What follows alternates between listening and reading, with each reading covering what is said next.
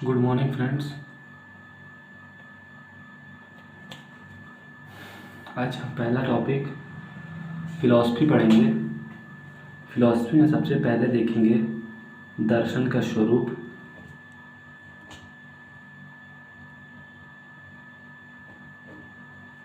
दर्शन का स्वरूप देखेंगे। दर्शन के हम स्वरूप में विभिन्न बिंदुओं पर चर्चा करेंगे। इसके सिनॉप्सिस पे देख लेते हैं। तो सबसे पहले दर्शन की उत्पत्ति को देखेंगे कि दर्शन की उत्पत्ति कैसे हुई। दर्शन की उत्पत्ति को देखेंगे।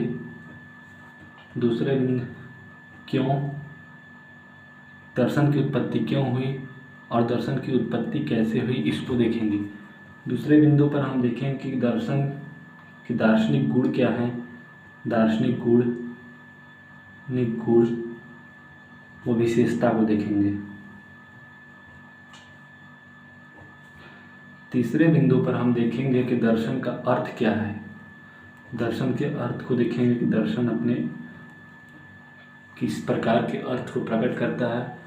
इसके बाद दर्शन का उद्देश्य देखेंगे कि दर्शन किस उद्देश्य से लाया गया। दर्शन उद्देश्य देखेंगे। दर्शन के उद्देश्य के बाद आप देखेंगे कि दर्शन की सीमाएं क्या हैं। सीमाएं क्या हैं, कुछ बिंदुओं पर हम इसमें चर्चा करेंगे। उसके बाद देखेंगे दर्शन के अध्ययन के क्षेत्र प्रकृति एवं स्वरूप देखेंगे। चाहे प्रकृति क्षेत्र देखेंगे। दर्शन के क्षेत्र के रूप में देखते हैं तो इसमें ज्ञान मीमांसा को देखेंगे। ज्ञान मीमांसा अर्थात ज्ञान का अध्ययन। तत्व मीमांसा को देखेंगे। तत्व मीमांसा अर्थात इस भौतिक जगत से परे पराभौतिक दुनिया का अध्ययन करना, अभौतिक दुनिया का अध्ययन करना, ईश्वरीय शक्ति को जानने का प्रयास करना तत्व मीमांसा कहलाता है, अर्थात मेटाफिजिक्स। और तीसरे बिंदु पर हम देखेंगे नीति शास्त्र को, अर्थात नैतिकता से जुड़ाव। अंतिम में हम देखेंगे तर्कशास्त्र अर्थात लॉजिक। दर्शन के प्रति तो पहले बिंदु पर हम देखते हैं कि दर्शन की उत्पत्ति कैसे हुई। दर्शन की उत्पत्ति कैसे हुई। दर्शन की उत्पत्ति कैसे हुई, पहले बिंदु पर हम देखते हैं दर्शन की उत्पत्ति कैसे हुई। दर्शन की उत्पत्ति इसलिए भी हुई क्योंकि समस्त प्रजातियों में दर्शन की उत्पत्ति इसलिए हुई क्योंकि समस्त प्रजातियों में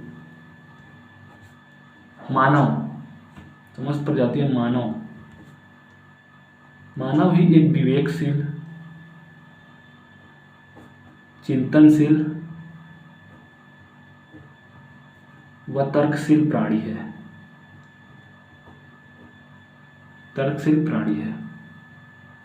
अतः जो ये मानव है वह विवेकशील, चिंतनशील एवं तर्कशील प्राणी है। वह किसी भी वस्तु एवं विचार को ऐसे ही स्वीकार नहीं करता।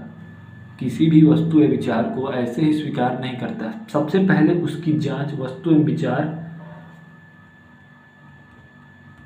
की जांच करता है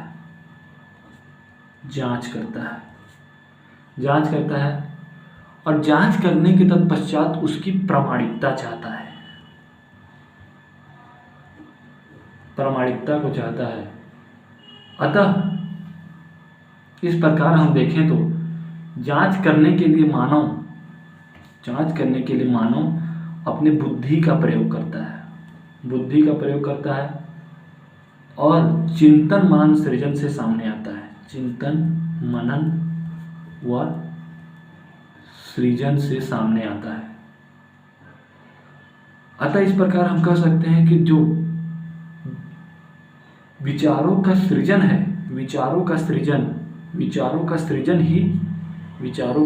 ही दर्शन है। दर्शन की उत्पत्ति मनुष्य की इन्हीं सब गुणों से हुई है जो उन्हें श्रेष्ठ प्राणी बनने की ओर प्रेरित करता है। अर्थात दर्शन की उत्पत्ति इस कारण से हुई ताकि मानव पशुओं से भिन्न कैसे है इसको जाना जाता है। इसमें पशुओं से भिन्नता को दर्शाता है। पशु से भिन्नता को दर्शाता है। तो यहीं से दर्शन की उत्पत्ति हुई। मानव की उत्पत्ति हुई चिंतनशील, विवेकशील एवं तर्कशील प्राणी है। ठीक है, अब इसके अतिरिक्त हम दूसरे टॉपिक दर्शन की गुण के बारे में चर्चा करें, दर्शन के गुणों में चर्चा करें। तो पहला, दर्शन के गुण के बारे में हम देखें तो अपूर्णता का एहसास हमें दर्शन की जिज्ञासाओं को खोजने का प्रयास करवाता है। अपूर्णता का एहसास, जब हम किसी वस्तु में अपूर्ण होने की एहसास होने लगती है तब दर्शन की उत्पत्ति होती है। उसको पूर्ण करने के लिए दर्शन की उत्पत्ति होती है। दूसरा हम देखें तो संदेह करना, किसी वस्तु एवं विचार में संदेह करना और संदेह के प्रति भी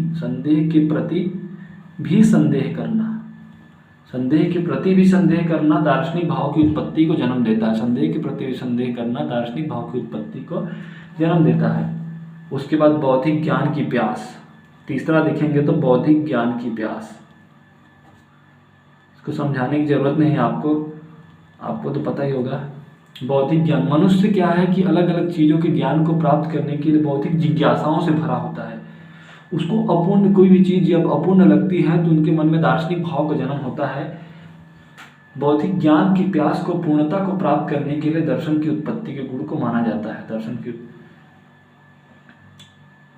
और चौथा देखेंगे तो जानने की इच्छा, दर्शन की उत्पत्ति के गुणों को दर्शाता है। जानने की इच्छा मतलब किसी भी चीज को, किसी भी विचार को पूर्णतः जानने की इच्छा, मतलब जब तक उसकी संतुष्टि ना हो तब तक विचार को जानने की इच्छा रखना, जानने की इच्छा भावना रखना, किसी वस्तु विचार तक गहन अध्ययन करना दर्शन की उत्पत्ति भाव को जन्म देता है। पांचवा हम देखें पहला हो गया आपका अपूर्णता का एहसास, दूसरा संदेह के प्रति संदेह करना, बौद्धिक ज्ञान का प्यास, जानने की इच्छा, जानने की भावना,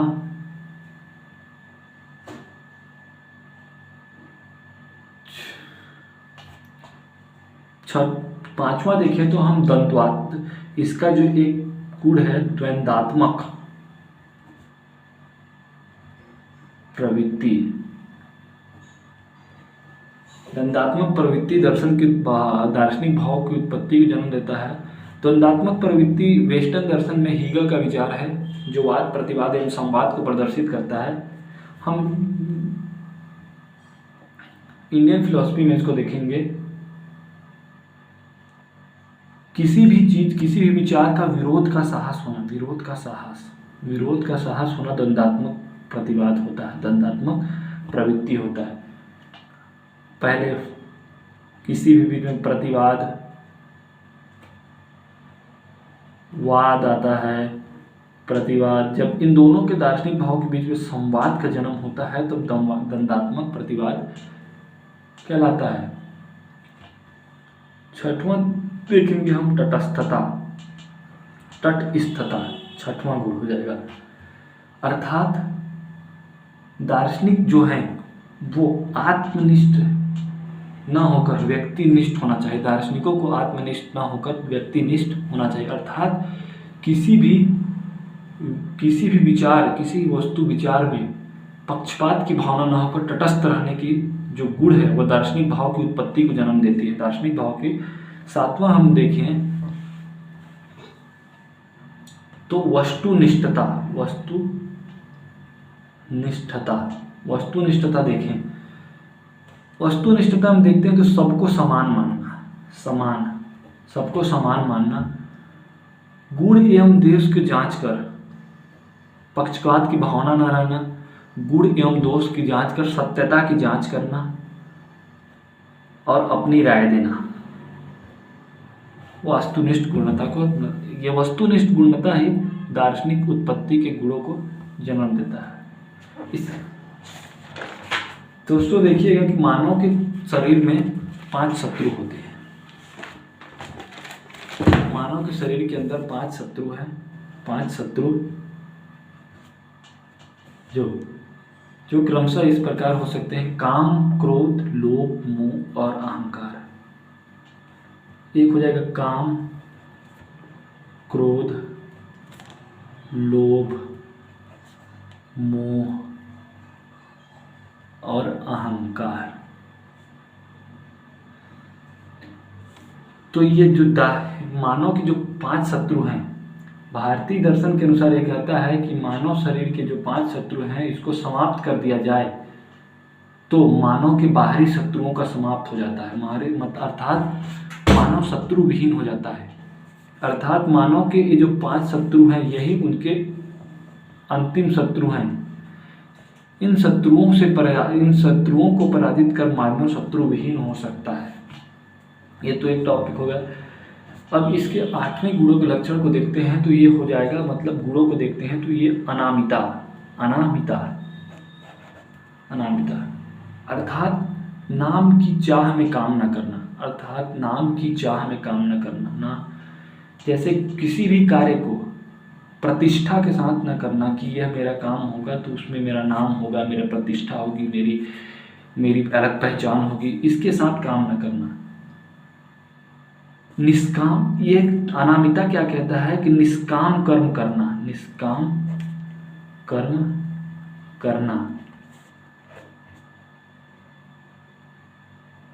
श्रेय और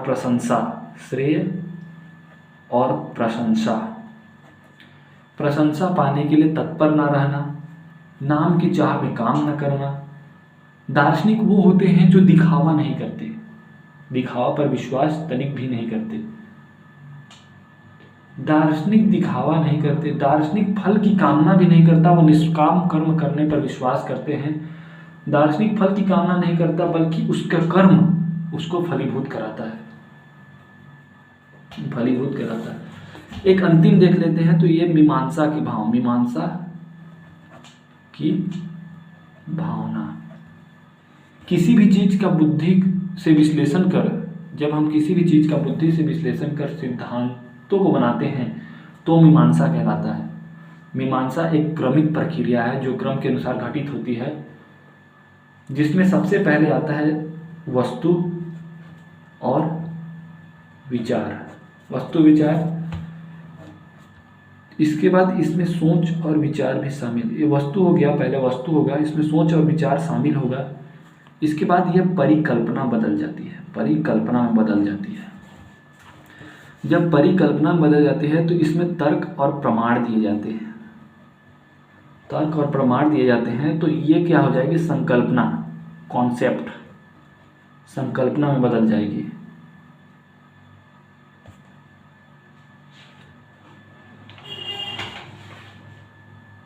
उसके बाद इस संकल्पना का विस्तार होगा। इसका विस्तार सार्वभौमिक, स्वीकरण एवं दोष रहित होगा। फिर यह सिद्धांत बन जाती है। सिद्धांत अर्थात थ्योरी। इस सिद्धांतों का दृष्टिकोण होने लगता है, दृष्टिकोण होता है। उसके बाद मानव में मोक्ष की कामना का उद्भव होता है। मोक्ष की कामना, ये मीमांसा की भावना है। आपको मोक्ष की भावना आ गई है तो ये मोक्ष के बारे में बताया जाता है। ठीक है। मोक्ष, स्वर्ग की प्राप्ति करना। मोक्ष देखो दोस्तों, 2 प्रकार के मोक्ष होते हैं, एक सदेह मोक्ष, एक विदेह मोक्ष। सदेह मोक्ष मतलब देह के साथ मोक्ष प्राप्त करना, मतलब जीवित रहते हुए मोक्ष को प्राप्त करना सदेह मोक्ष कहलाता है। जैसे अपने गुरु नानक जी को प्राप्त हुआ था, गुरु घासीदास जी को प्राप्त हुआ, बुद्ध जी को प्राप्त हुआ, विवेकानंद जी को प्राप्त हुआ, मोहम्मद पैगंबर जी को प्राप्त हुआ मोक्ष। दूसरा हम देखेंगे विदेह मोक्ष। सदेह मोक्ष तो मैंने बताया आपको, सदेह मोक्ष। विदेह मोक्ष में देखते हैं देह के साथ देह के त्याग करने के पश्चात जो मोक्ष प्राप्त होता है उसे विदेह मोक्ष कहते हैं।